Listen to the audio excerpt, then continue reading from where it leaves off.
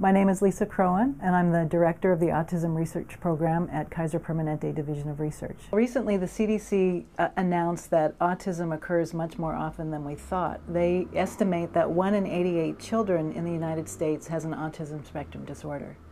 And this is a significant increase over the last estimates in 2009. It's about a 23% increase in the rate of autism in this country.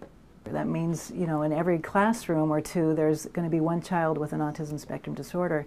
We don't understand what causes autism at this point, and we don't have very good treatments. Very, very limited treatments, in fact, for autism exist. The fact that these numbers are on the rise suggests that more research is needed into the causes and risk factors for autism.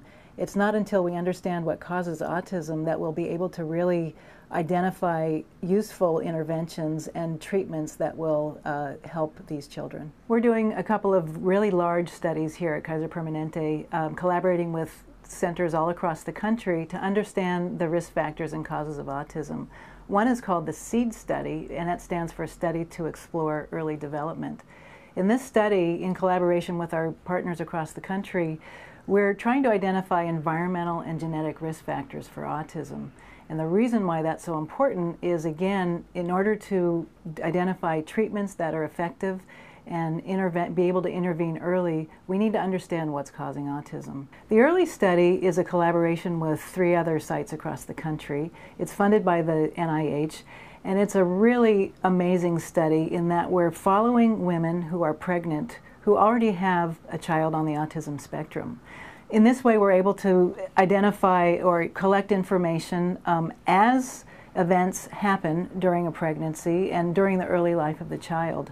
We're seeing the new babies in the clinic every 6 months, and we'll be able to track their development over time and determine which kids are identified or diagnosed with autism and which kids aren't, and what factors then are linked to the development of autism and which factors aren't. Our newest project is the Autism Registry, and this is a project designed to identify all kids between 0 and 17 years of age. We're hoping to enroll about 10,000 families who are Kaiser Permanente members, families who have children with an autism spectrum disorder.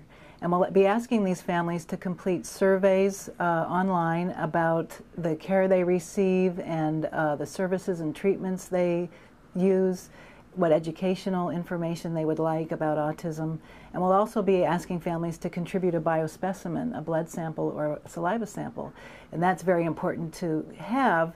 Along with the clinical information we'll have about these patients, we'll be able to look at genetic factors and environmental factors and really try to identify risk factors for autism spectrum disorders. In order for the research to be successful, we need to collaborate with families who are affected by autism.